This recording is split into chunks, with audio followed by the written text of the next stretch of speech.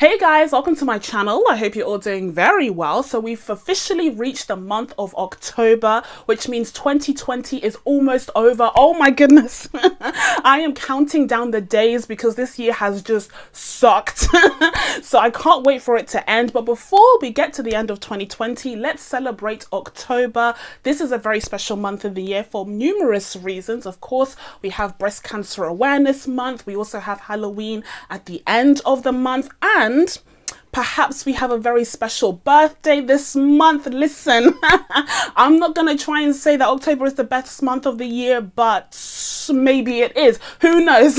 That's for you to decide. But another reason why October is a particularly special month is because it's British Black History Month. Yes, here in the UK, we celebrate Black History Month in October. And so, considering the fact that I am one, Black and two, British, I thought it would be fitting if we celebrated British Black History Month here on this channel by talking about some of my recommendations for what to watch, movies and TV shows for this month. Now we're going to be diving into various productions that feature or highlight or even star Black British talent. Now, not all of my recommendations are going to be strictly Black and British because unfortunately there is a huge lack of Black British productions and TV shows and films for me to discuss, and I don't want to talk about all of them in this video because I'm hoping that this is going to be an annual feature on my channel, so we want to spread them out a little bit. But this video is going to highlight productions that feature Black British talent either in front of the camera or behind, so that you guys can check these out during this very special month. Now, before we get into the video itself, just a gentle reminder that if you're not already, please be sure to subscribe to my channel and turn on your notifications. Okay, without further ado, let's get into this. The first film that we are going to be highlighting today fits in perfectly with the overall Halloween theme of the month, and that is 2017's Get Out, directed by Jordan Peele. Now, this is an American production directed by an American director, but it does star the very Black, the very British actor Daniel Kaluuya, who absolutely knocked it out of the park when it comes to this role. Now, I absolutely love this film. I think it is absolutely phenomenal, truly the creme de la creme of the last decade. And in fact, speaking of the last decade, I did mention this film in my best movies of the decade video. If you'd like to check that out, I go into a bit more depth and detail on my thoughts on the film overall in that video. So if you want to hear those thoughts, then you can check out the video to get a better understanding of why I love this film so much. But today, instead of going on about the same thing that I did in that video, we are going to touch on something very specific, which I think directly relates to how people view Black British actors. So here's the thing, upon hearing the casting news of Daniel Kaluuya playing this African-American character, some people, such as Samuel L. Jackson, expressed their opinions, as people are wont to do. Except this time around, Samuel L. Jackson expressed how he was somewhat disappointed or dismayed that Jordan Peele had decided to cast a Black British actor in order to portray this African-American character. So this, alongside my recent first-time watch of Spike Lee's She's Gotta Have It Netflix series, brought about this huge conversation surrounding the diaspora wars, which I had absolutely no idea about until literally earlier this year. I was in for a shock. Now, this whole topic surrounding the diaspora wars is one that could honestly have dissertations written about. So we're not going to be touching on that in any real detail in this video. That's not what this video is about. But I did just want to run down my thoughts on this whole discourse, especially in relation to Daniel Kaluuya's casting in this role. I think it's such a shame. It's such a shame to see that the Black community worldwide are kind of fighting amongst each other and turning against each other, when really we should be advocating for more representation of Black characters in Hollywood, period. Just in general, we should be fighting for what matters right now, which is having more people of color working on and off screen in these films. And the fact that people started to go against Daniel Kaluuya because he was cast in this American role whilst he's a British actor really broke my heart. I had no idea that this was an issue, and it seems to be an issue for even non-black actors as well. You know, the whole British casting for an American role, it seems to be a point of contention in Hollywood. Again, I was ignorant to this, but the main argument against Daniel Kaluuya, and indeed any other black British actor portraying an American character, seems to be that the actor won't really fully be able to understand the nuances, the socio-political nuances of being black in America, and therefore that will create a bit of a deficit in their performance as an African American character. Now, I completely understand where this perspective is coming from, but at the same time, I would counter it with, he's an actor. Like, it's his job to step into the shoes of an entirely different person with an entirely different life experience. And he did that so brilliantly in this film. His performance in this film is absolutely phenomenal. Academy Award nominated, by the way, and I think it's 100% deservedly so. He is able to capture the nuances of not only this specific character, but also considering this is a film that has layers upon layers of socio-political, historical commentary, it so easily could have ended up being something that was very clumsy, something that was very obvious, i.e. Spike Lee's She's Gotta Have It TV show, where the commentary just seems very heavy-handed. I mean, you have that cotton picking scene, which would have been a very, oh, I get it. But instead, he did it so naturally that you didn't really think about the connotations of when he was picking that cotton until afterwards, until you're really ruminating with the film and you're really thinking about all the layers of commentary that's hidden within it. So I think Daniel Kaluuya did an amazing job. Yes, he's not an American, but he was able to capture an American character, an American man, so well. And this was the first performance that I'd actually seen from him. So I was convinced that he was an American, although this is coming from a British person. But overall, I do think that this is an example of a British actor who absolutely did an American role justice. And I think it is a shame that people are focusing on the divisions between us as a black community worldwide, as opposed to trying to push forward a message of representation and of building bridges, as opposed to breaking them down when we're already oppressed. Well, anyway, having said that though, I fully expect the actress who will be portraying me in my eventual biopic to not only be black and British, but also from Congo, and not just from Congo, but specifically from the village of my ancestors. Yes, we're talking straight from Kisangani. That's where I expect this actress to be from. Otherwise, I don't want it.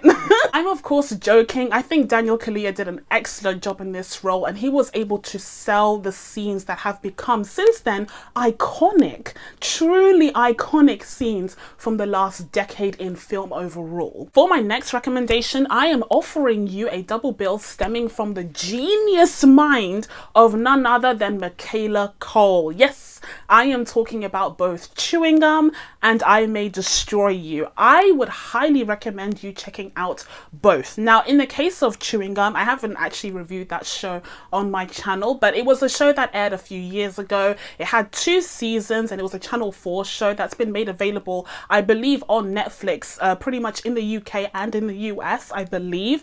It is a phenomenal show.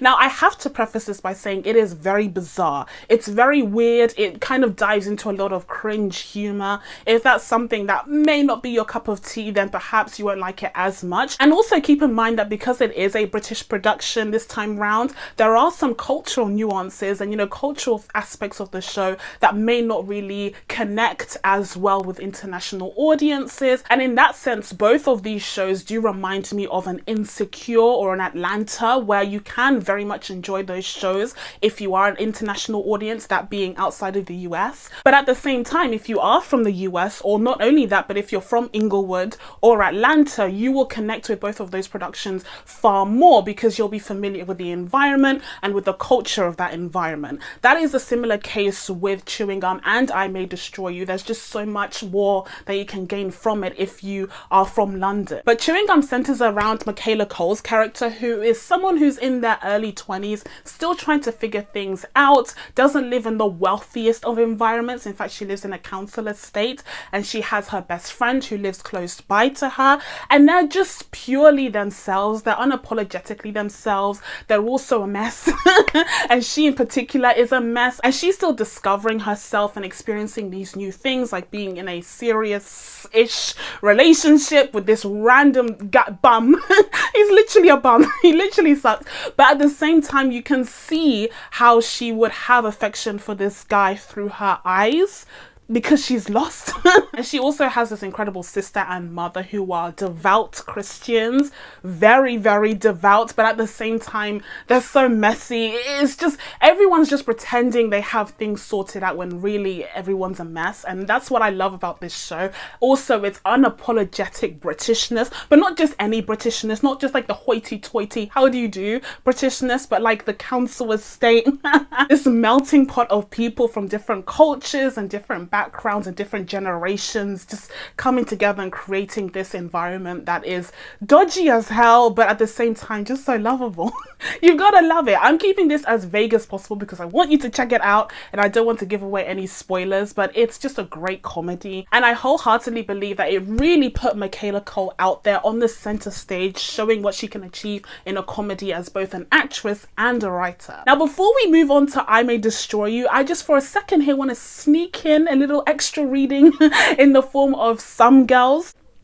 If you're in the UK and you have access to BBC iPlayer, waste no time and go on BBC iPlayer and watch Some Girls. Please, per favore, do yourselves a favor. That show is everything. Now, this came out roughly at the same time as Chewing Gum, I believe, perhaps even a bit earlier. I wholeheartedly believe that Some Girls walked so that Chewing Gum could run, because that show is also amazing, and it also stars a black actress. So it is a very interesting insight into the black experience. I do think, to be fair, that Chewing Gum leans more into the black experience aspect of being a young woman in London living in a council estate, as opposed to Some Girls, which kind of feels a bit more universal. But some of you guys might enjoy that as well. Wholeheartedly recommend that show. It's amazing. And it's very similar to Chewing Gum in a lot of ways, so it's a great double bill in itself. But then we also do have I May Destroy You, and I've talked at length about this show in my review of it, so I will again recommend you watch that as well. But can I just say how incredible it was to see a series that focused on this black British female character, and she wasn't this incredibly powerful, unfeeling, statuesque character. This is a character who's been portrayed in her worst moment. This is a character who has gone through trauma after trauma.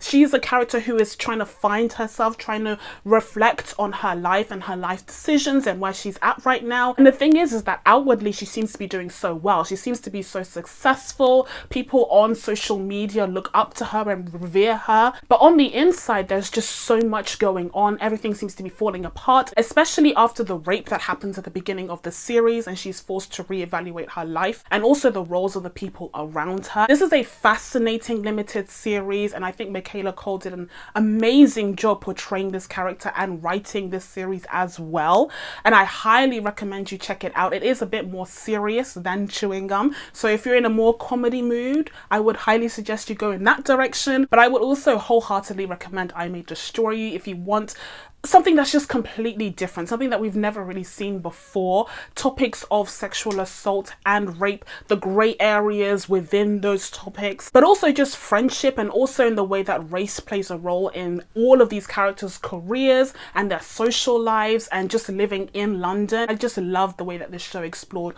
all of these different complex issues, and I would highly recommend you check it out if that sounds really interesting to you. Next up, we have the 2013 film Belle, directed by black British female director Amma Asante. Now, I've been following Amma Asante's work as of late because I was absolutely enamored with Belle. After I finally checked it out, it had been on my list for the longest time.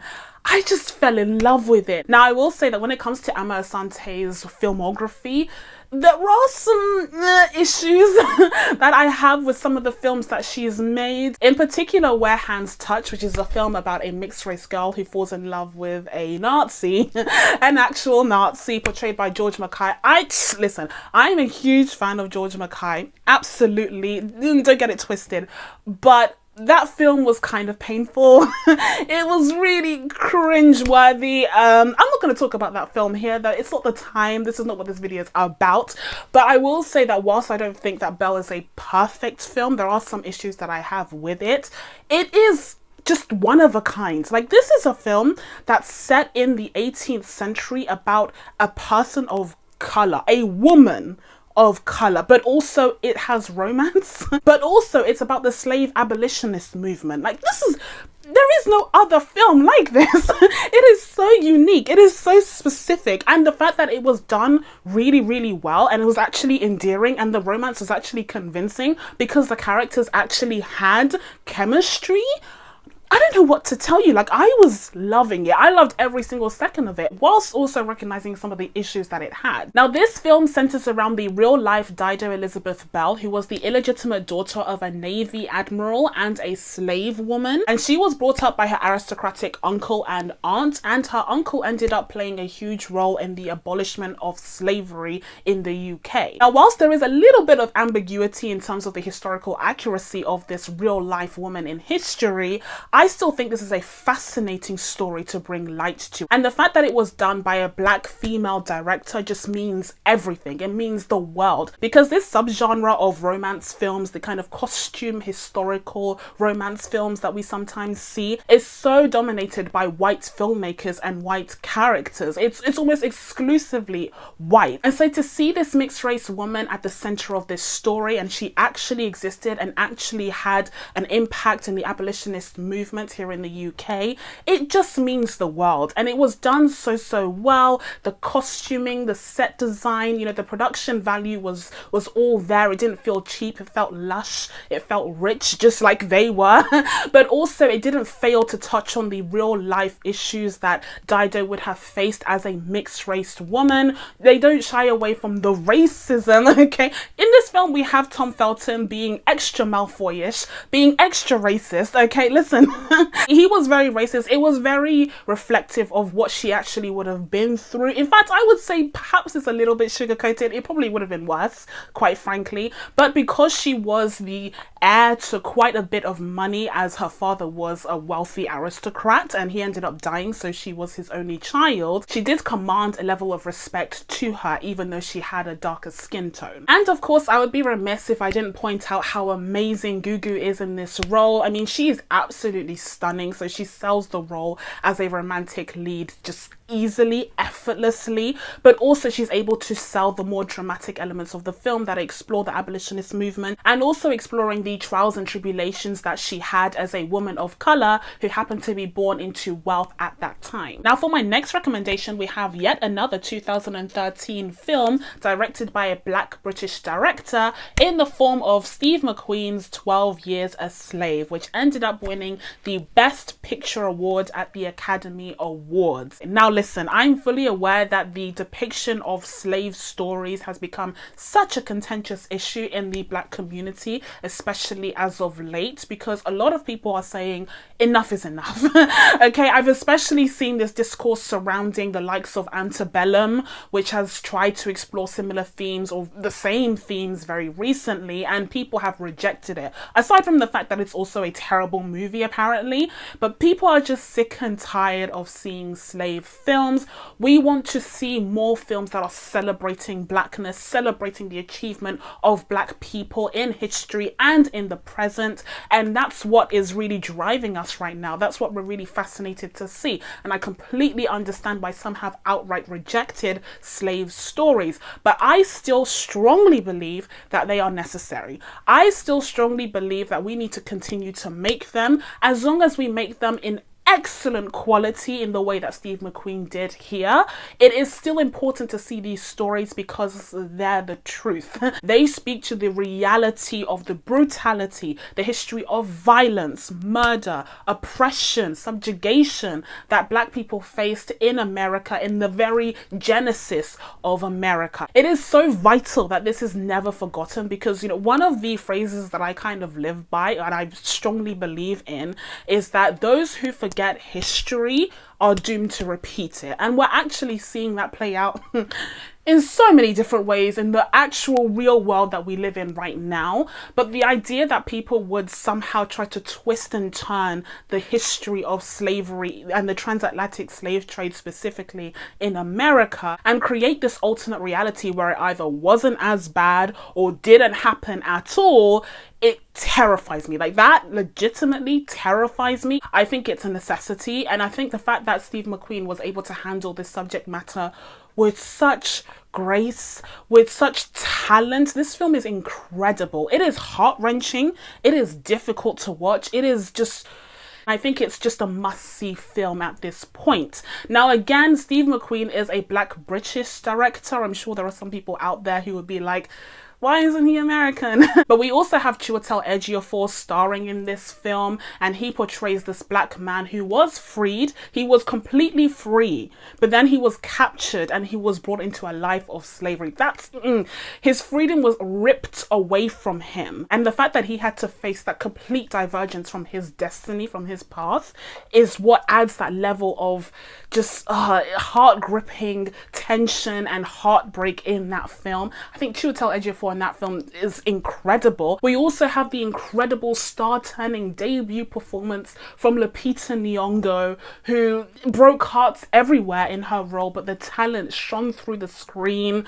I mean, this film just has so much going for it. So even though it is a difficult watch, I still think it is must-see viewing for those of you who haven't yet. And even if you just watch it once, it will teach you so much about the horrors of that time and what it really meant to have your freedom ripped away from you. And as my final pick and my final recommendation to celebrate British Black History Month of 2020, we actually have a production that is not British at all, although it does star a very important and iconic character who is portrayed by a Black British actress. But this is not a British film by any stretch of the imagination, but considering the horrible news that we got earlier this year, I would be entirely remiss if I did not mention this film on this list, considering the huge loss that we have gone through. That is, of course, the death of Chadwick Boseman, and I am, of course, talking about Black Panther. Now, if you've watched my first ever video on this channel, then you will know all about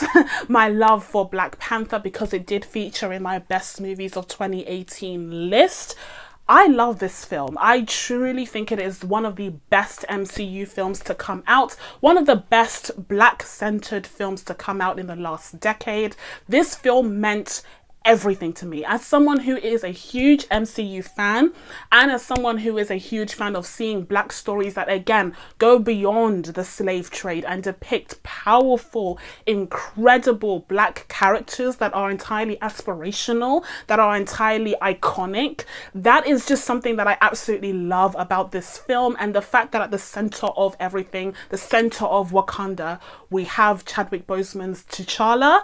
It's just, I was planning on making a video about my thoughts on Chadwick's death when it happened a month ago, but trust and believe I couldn't get through it. I was literally in tears. That week when the news broke was so hard. It was torturous. Like, I felt like I had lost someone who was close to me. And I found that so many people felt that way. And it's because this actor personified everything that we want to see in Black talent in Hollywood now and in the future. Like, he was just so ahead of his time in terms of portraying these powerful Black characters, these powerful Black people in history, and just giving them that level of deference and highlighting their accomplishments in a world where a lot of that has been lost or erased purposefully. So that news was incredibly heartbreaking, and even though I'm not going to be able to watch Black Panther anytime soon without bursting into tears, I am highly recommending you check it out if you can, to celebrate and honor Chadwick's incredible performance in this film. And that is what I'm going to be highlighting specifically for this portion of the video. Again, I've talked at length about my thoughts on the film overall in several videos at this point, but here let's just talk about how incredible his performance performance was here, because here we have the portrayal of a character who is entirely different to the other leads that we see in the MCU.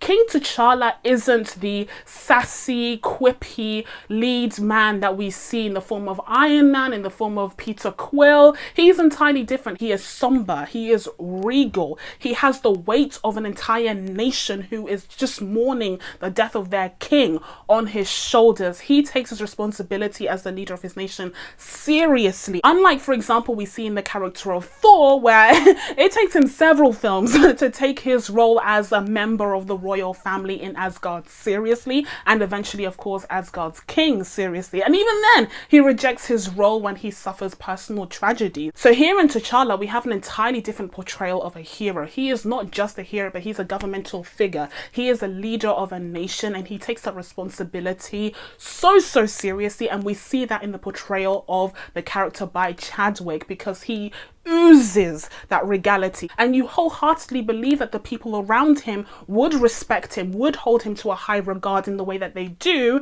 especially when you have the case of the Dora Milaje, who are already so respectable themselves because of the aura that Chadwick Boseman instills in this character. And the reason why I really want to highlight this is because it's particularly important because he is a black character. We've seen time and time again for decades now in Hollywood that black characters seem to fall under numerous very restrictive, narrow categories, and one of them being a very comedic relief category, where the black character is just seen as the funny best friend, someone who inserts some comedy into a film or a TV show, but doesn't really have any real depth and character development of their own to really stand out as a well-rounded character. And under the direction of Ryan Coogler and the performance of Chadwick Boseman, we have a complete divergence of that trope. This is a character who has gone through so much trauma when we first meet him, that he is driven by revenge, he's driven by his lust for blood